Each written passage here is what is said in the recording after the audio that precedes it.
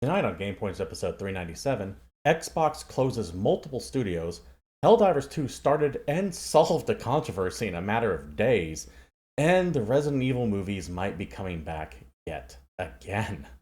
All that and more in just a moment, but first I want everyone here to know this is an audience interactive podcast, so if you're watching live here at Twitch TV /GamePoints, or later at any myriad of video hosting platforms, please feel free to join the conversation.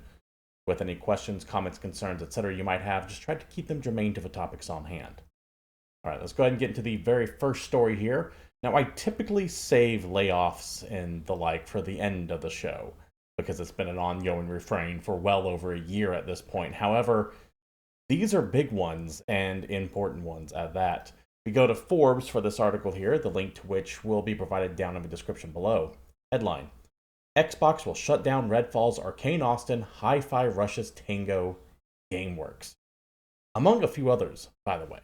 This dropped early this morning and kind of caught a lot of people off guard, although you shouldn't have been that shocked by it. And I'll get to that reasoning here in a second, as well as why I think they're doing this now specifically. Just days after the 1-year anniversary of the release of Redfall, Microsoft had announced it will shut down Arkane Austin, its developer, along with Hi-Fi Rush Ghostwire Tokyo dev Tango Gameworks, and 2 other studios, Alpha Dog Studios and Roundhouse Games. Now, Alpha Dog Studios, I believe, is mostly a mobile-focused game. Roundhouse, I'm not too familiar with. Arkane, however, is a big one. Arkane is under 2 studios, by the way. There's Arkane Lyon, which is the one based in France and are working on the Blade game, which is very likely going to be multi-platform if you were to ask me. And then there's Arcade Austin. These are the guys who made Redfall, as well as Prey. Prey was awesome. I liked Prey a lot. But Prey didn't sell. And we'll get into more about that in a moment. Tango Gameworks, probably know them most recently from Ghostwire Tokyo, but they also did the Evil Within games. That was Shinji Mikami's studio he made after he bounced out of Capcom. And then he did end up moving on to greener pastures, I believe, last year, which also could have been instrumental in them shutting down this studio. I digress, moving back onto the article itself. It's a significant, brutal move in a year with already thousands of layoffs in the industry, and a sign that after all of its acquisitions, Microsoft has begun to cull some of them. By the way, I believe Microsoft had layoffs earlier this year as well, too, so this is not the first round for them. This move comes in the wake of June 2023 announcement where Xbox's Matt Booty said there were no plans to close Arkane Austin in the wake of Redfall's performance, but almost a year later, a reversal on that decision has been made. Makes sense. At the time, you don't necessarily want to throw the baby out with the bathwater. A lot has changed economically in the course of a year. And Redfall never really found its footing. And Arkane Austin never really had a hit game. The only other game they did on their own was Prey, which I love, by the way. I love that Prey game. But no one played it. Arkane in general tends to be overall a studio, both halves of it, that critics and fans of that studio love their games. Deathloop, despite it being kind of weird, was solid. Dishonored 1 was amazing. Dishonored 2, not so much, but still great, especially some level design on there. But other than Dishonored, which I believe had some middling success, none of them were none of them were commercial darlings, rather. Always critical darlings, but they never really translated into commercial sales. I hate to be blunt here, but it's no wonder why they got closed. They weren't making money. And it is a business at the end of the day. It sucks that Redfall is the last thing Arkane Austin is going out on, considering what a giant pile of trash that was. But the reality of the situation is they lasted a year longer than I thought they were going to. Now, as far as Tango Gameworks goes, Shinji Mikami leaving was definitely a blow to that studio. Ghostwire Tokyo, same thing, didn't set the world on fire. Same with the Evil Within 1 and 2.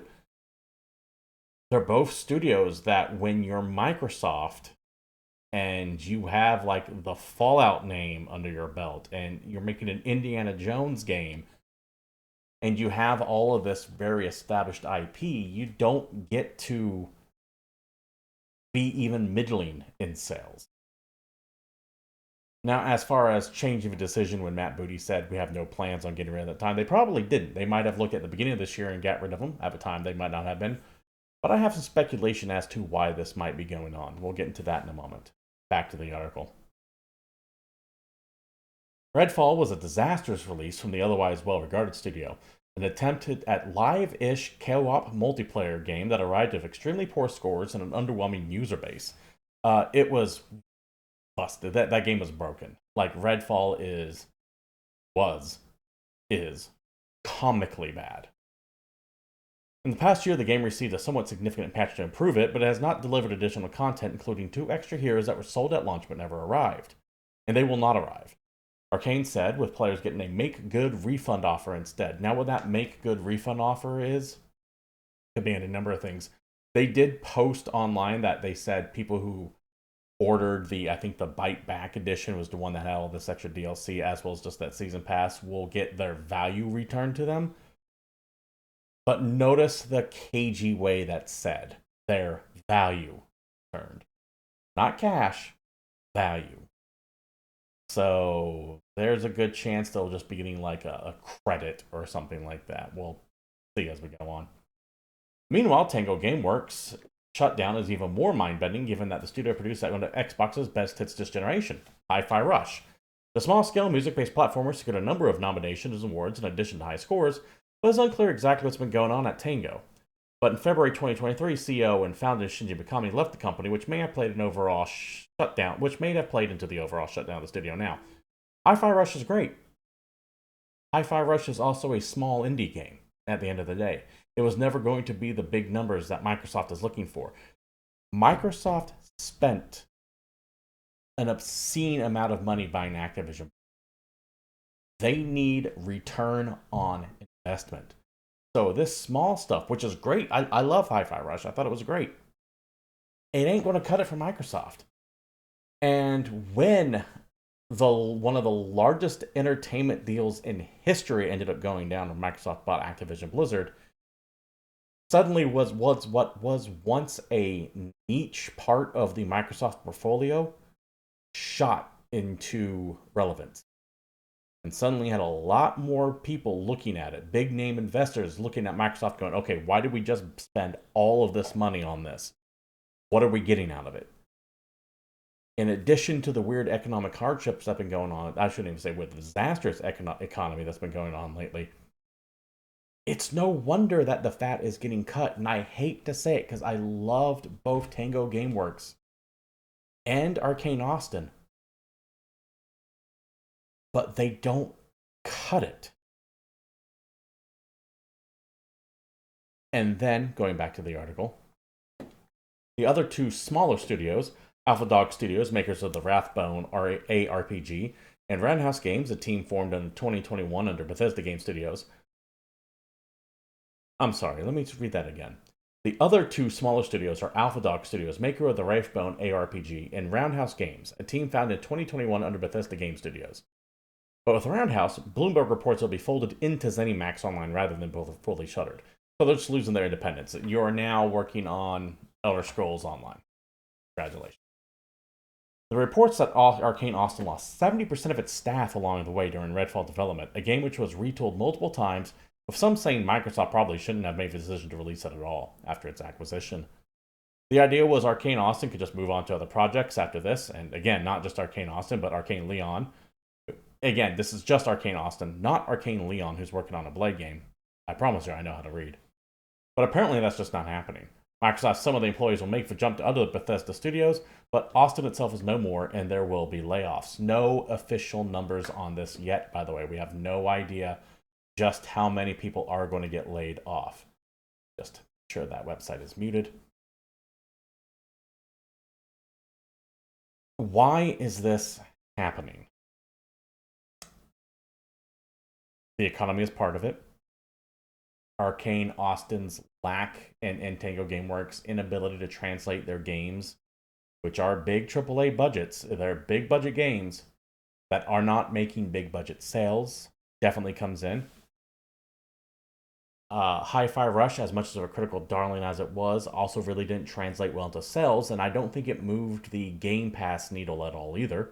It is a smaller release. It was great. Critically acclaimed. Awesome. How much did it actually make?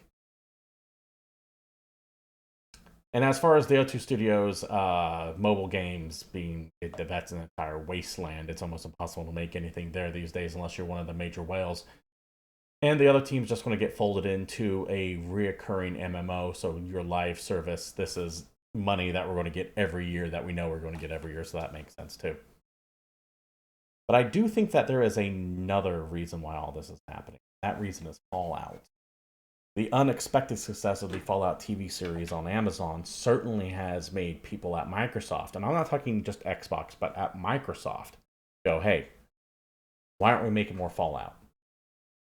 Well, the next Fallout, presumably Fallout 5, probably won't see the live day till 2030 at the earliest.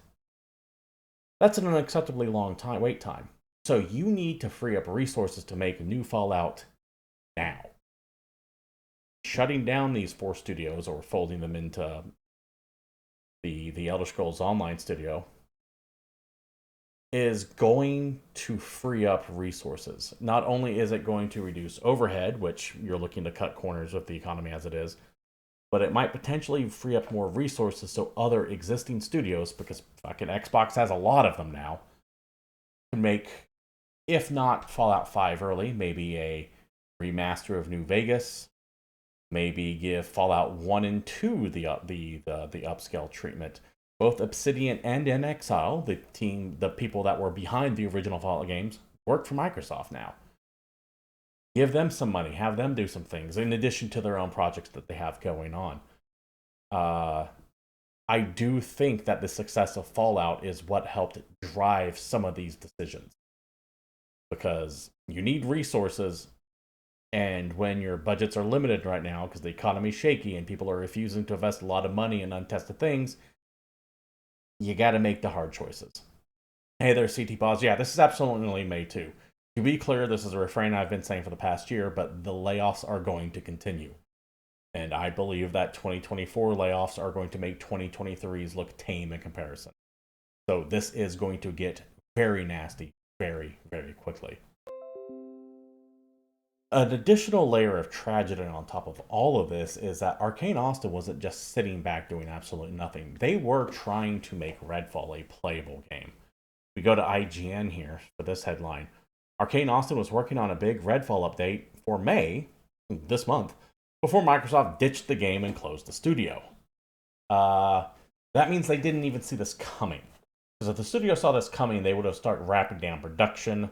They would have probably said, hey, maybe we probably couldn't be putting resources into Redfall. This leads credence a little bit to my Fallout theory, because I think at the first of the year, they might not have been wanting to shut down Arkane.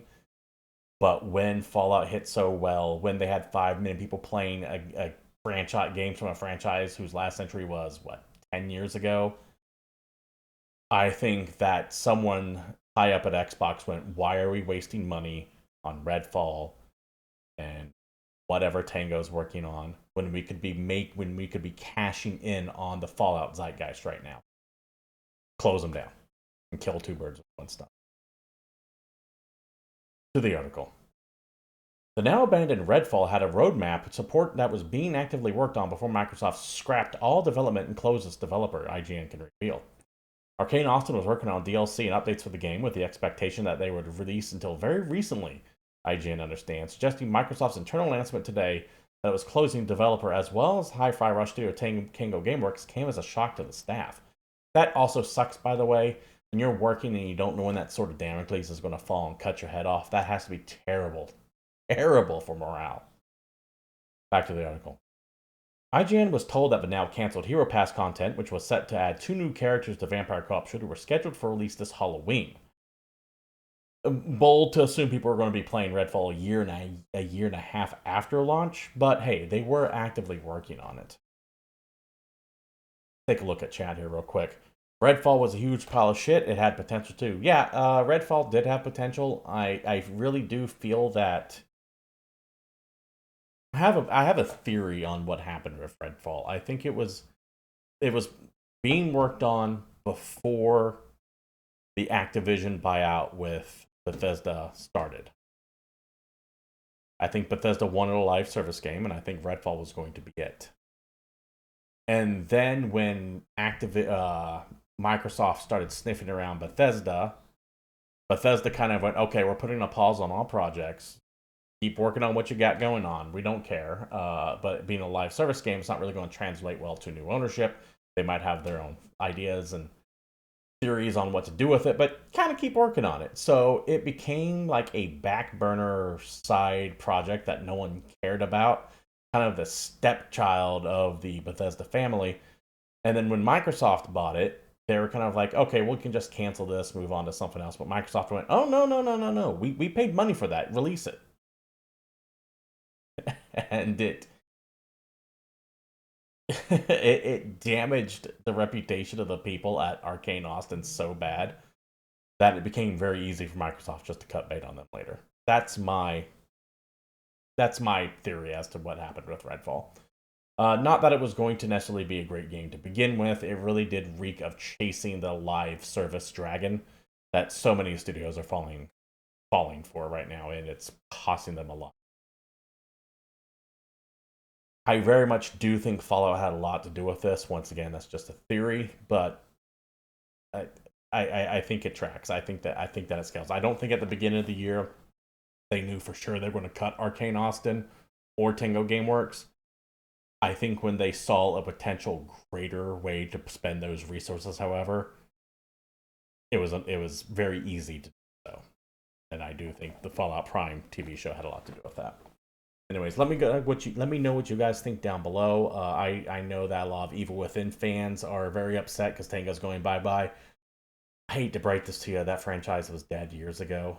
And I loved 1 and 2, once again, 2 games that I really adored, but the idea that Tango was going to make Evil Within 3, that wasn't going to happen. Tokyo Ghostwire, interesting, but probably never going to get seen again either from Microsoft. Redfall, Prey, Evil Within, Hi-Fi Rush even. These are all going to be IP that Microsoft just sit on for 20 years and do. It is what it is. You might see something with Hi-Fi Rush, maybe a Hi-Fi Rush 2, because that did get a lot. That couldn't have been that expensive to make. But yeah, this is going to join the ranks of many of a dead IP that will never see the light again. Maybe get some kind of remastering 20 years from now, but it's unlikely. This happened today. What was originally going to lead the show, however, was something I've already done a couple videos on, so I'm not going to go too deep, too in depth with it. But let's talk about Helldivers. Helldivers both started and ended a controversy in the past 72 hours. Or probably 5 days at this point. Probably more than 3 days, 5 days. A couple days ago, the team at Arrowhead came out and said, hey, for the past couple months, all of you people on PC who have been playing without a PlayStation Network account, we're going to turn that back on and we're going to require you to get a PSN account. Now, you can refer to my previous video that I posted up a couple days ago about both the controversy and the resolution to it, so I'll spare a lot of the details. But needless to say, PC people were pissed. Computer gamers are notoriously anti-authoritarian, and the idea that they were just going to be like, wait a minute, I now have to sign up for something 2 months after it's out or lose access to my game? Fuck you. And what you're seeing here is a Steam database. They collect all the information from Steam.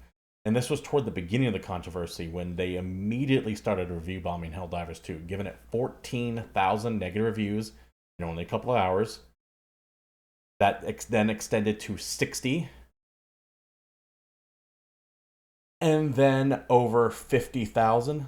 323,000 views drop into mix. By the time this was done, let's see if I can find the name. I'm not finding it immediately. By the time this was done, they were able to take a game that was in the high positive territory and drive it down to mostly negative. It was truly a sight to behold. It turns out training your audience for the past couple months to focus their effort together to take down enemies like you do in Helldivers 2 can also be used to take down corporations. Now, Sony, to their credit, eventually capitulated. On Sunday, they essentially announced that, hey, we've heard your feedback, Helldivers 2 account linking update. We're not going to enforce that update through, because originally it was supposed to be on the 6th, which would have been Monday. You need a PSN account, or you're just not playing the game anymore. They've axed that. What might be put in place? We don't know.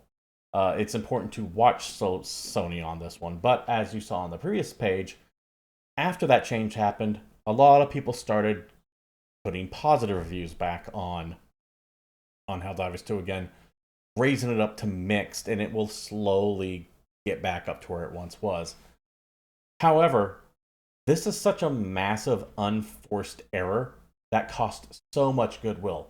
Helldivers 2 was kind of one of those rare games where just everyone was loving it. It had the same zeitgeist that Doom Eternal and Animal Crossing did back when the pandemic started and everyone's locked in their homes, and you had this super nice, chill Animal Crossing game with the ultra-violent Doom game coming out, and people were making memes about it because they were both launching on the same day, and everyone just seemed to be kind of happy in gaming for a bit. Helldivers 2 was doing the same thing. So, of course, Sony had to come in and actually fuck all that up. But they got slapped around hard. People were pissed, and you should take the win. Congratulations, you made Sony back down. But be real here. Sony didn't do this because they listened to fans. They did this because the EU takes a very dim view of suddenly adding in shit like this at the last minute. Suddenly tell people, now you must sign up for an account or we're going to take away your ability to play the games. I personally, and once again, just a theory, get a distinct feeling that a bunch of lawyers at Sony went, what the hell are you doing? You can't do this. You'll have a massive class action lawsuit coming in.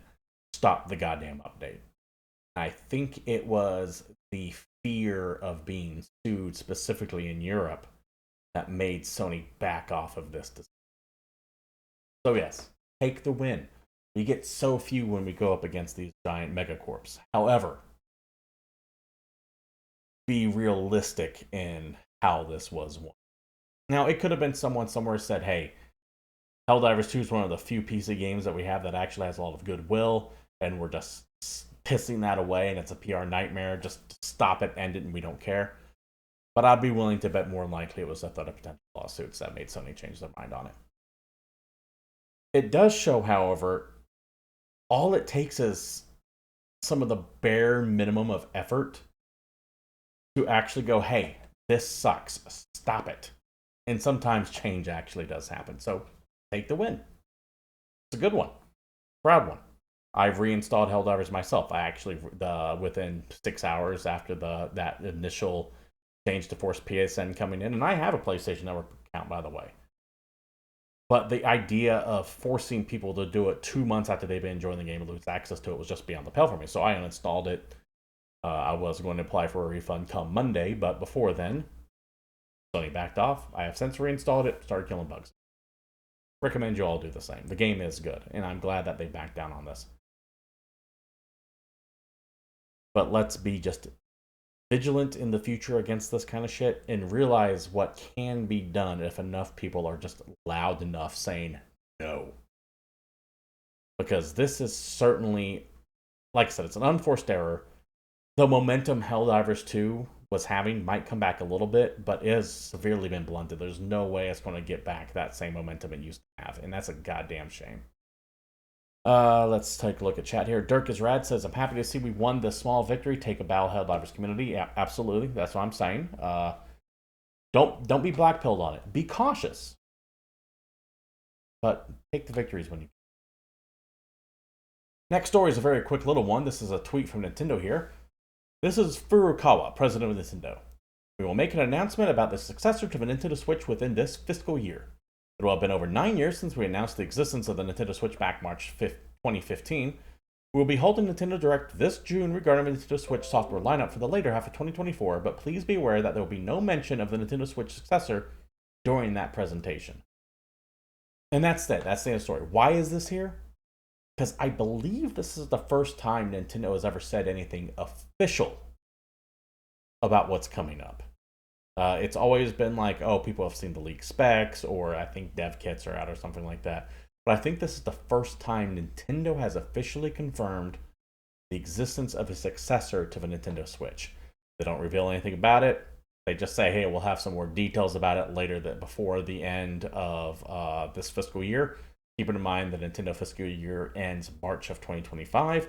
I would expect maybe sometime early next year.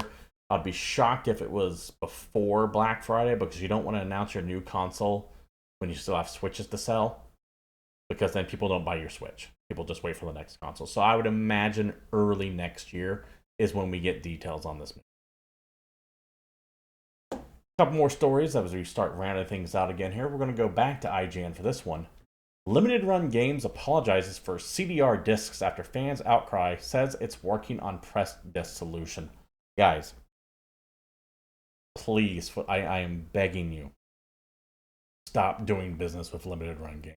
Let's take the whole community manager Carl Lynn controversy out of it. Let's just keep that aside, because that's kind of got some culture war issues associated with it. Let's just take a look at how this company is run. They are plagued with delays, damaged product, people getting the wrong things sometimes, and now this. They are not a good company. Just stop indulging them. Stop giving them money. Let them go off into that good night. To the article itself. And this is, by the way, just fucking... Of all the cheap things you can do. Limited Run Games, the company known for selling limited special edition quantities of physical video games, has issued an apology after fans complained that they were having issues playing the physical re-release of the game D on the original 3DO game console. Several on X and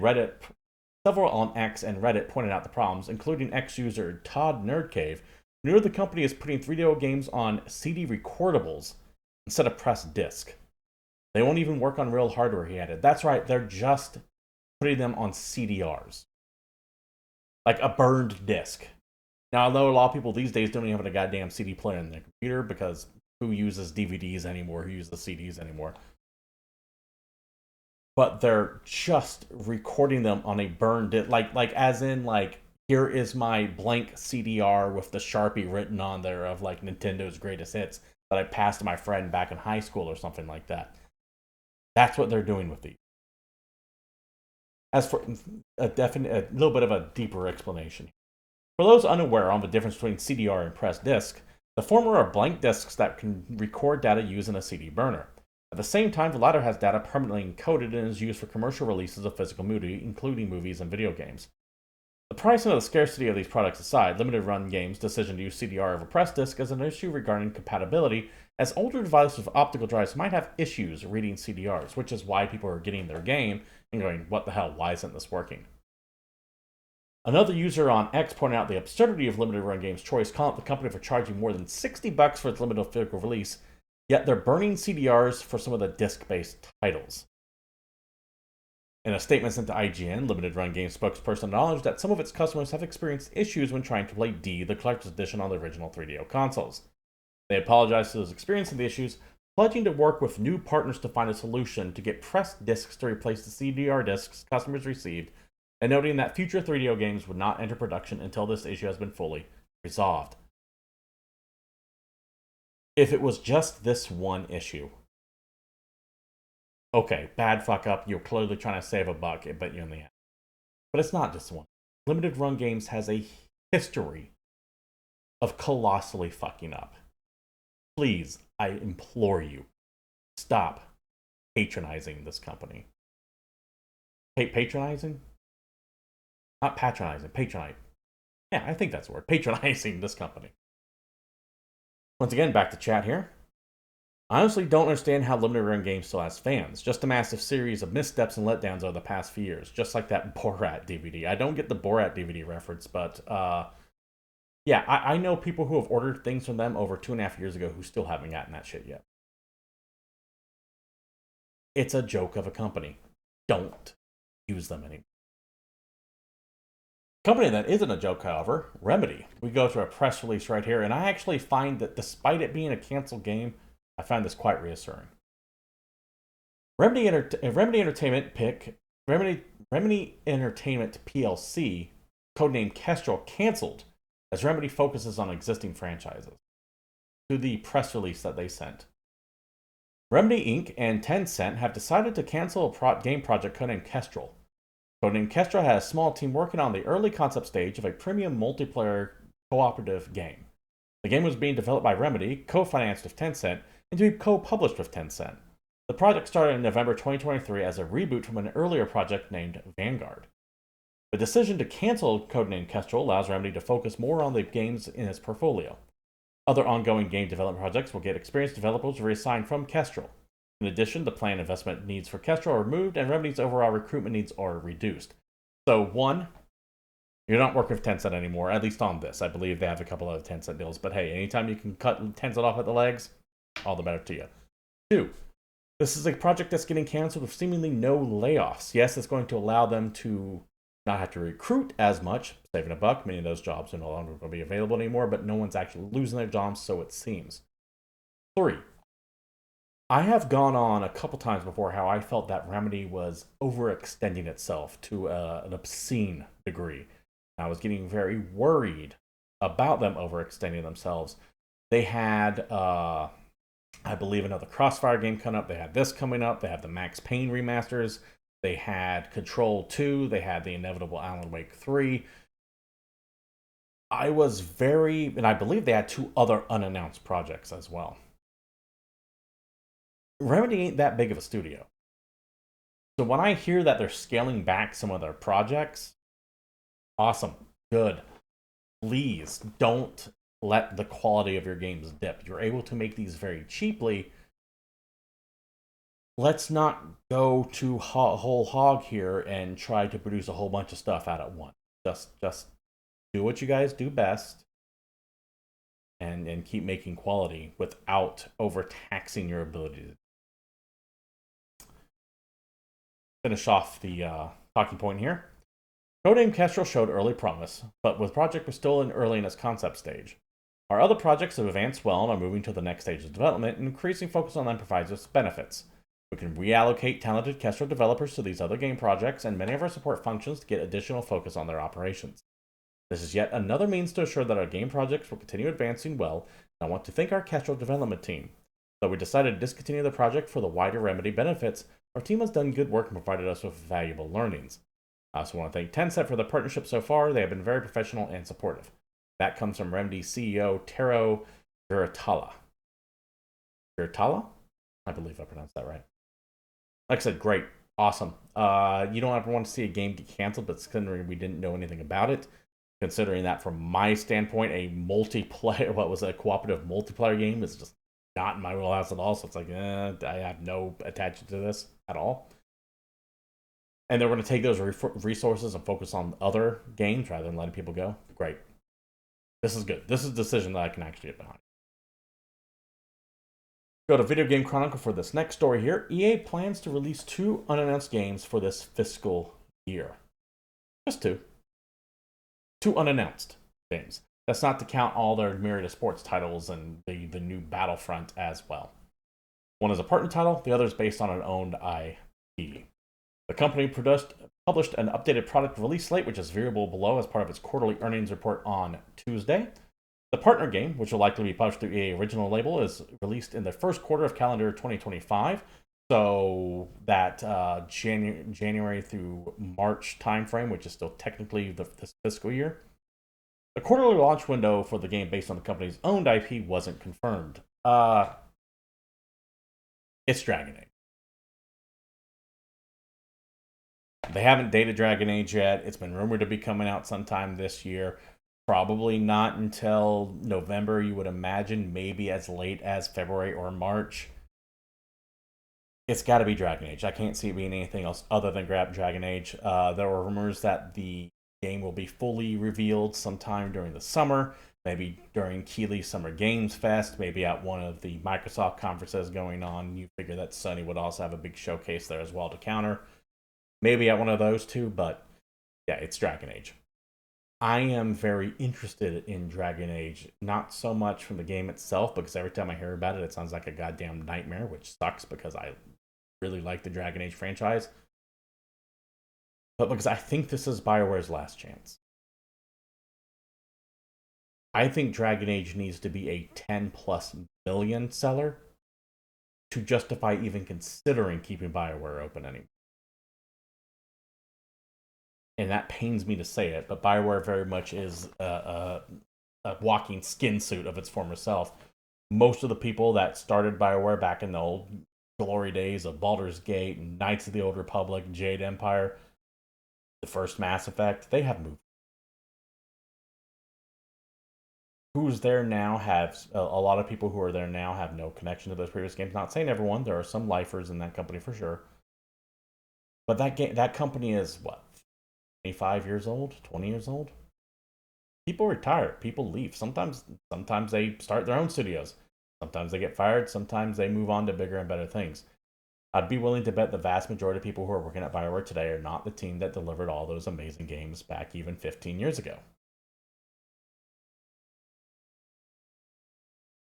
It's been riding high on the hog of the BioWare name for the better part of a decade at this point, with nothing really to show for it.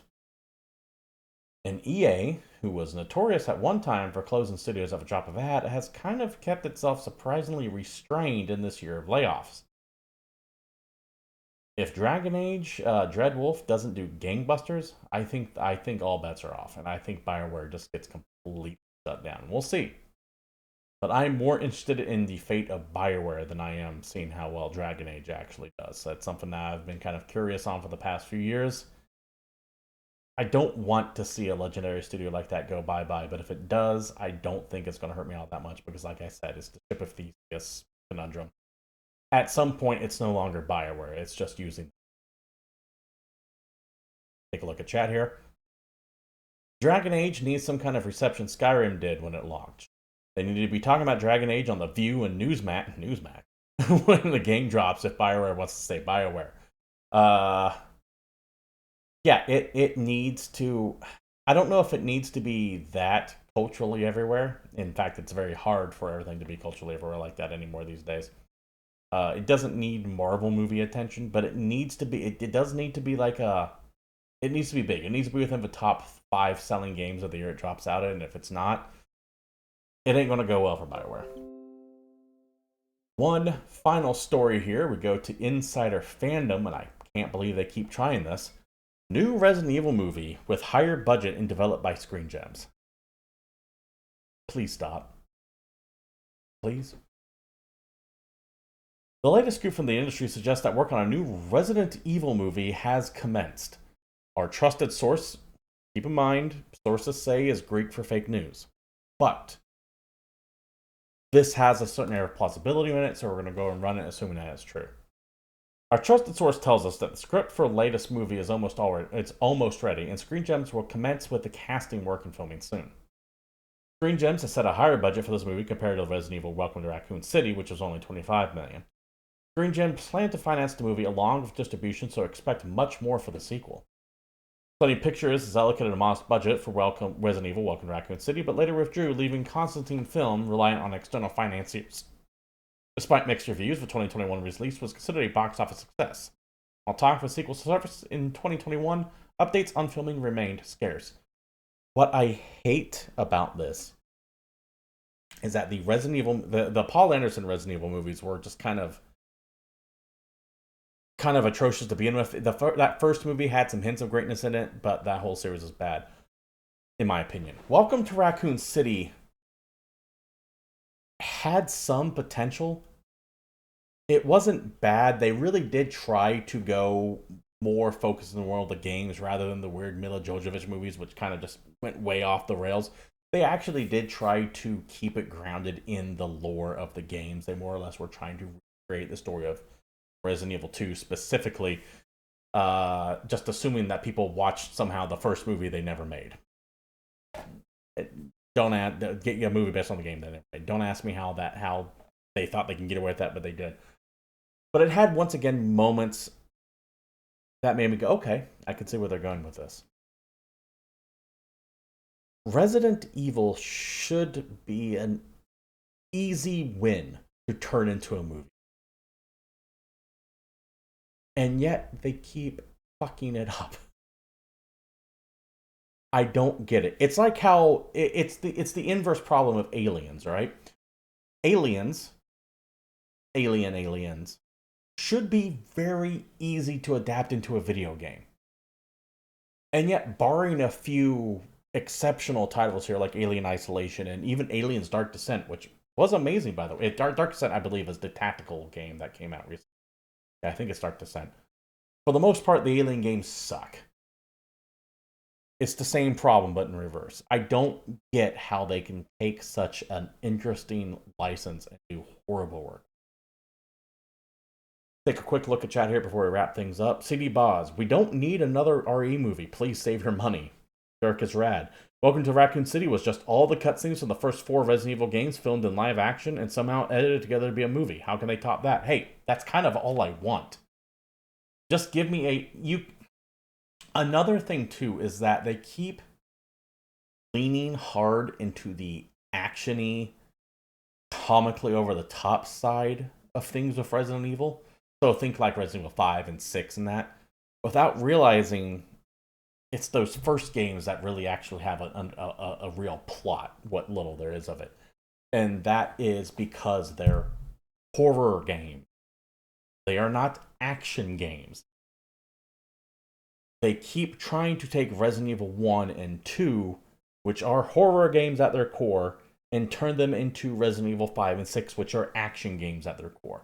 And there is a disconnect here. There's something wrong, and it's not working.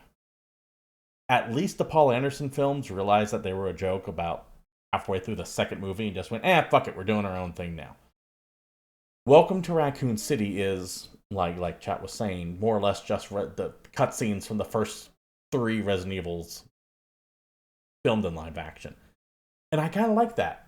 Just give me that, but dial back on the Fast and Furious bullshit and lean more into the horror aspect. Make it suspenseful, slow. I have a gun and 7 bullets.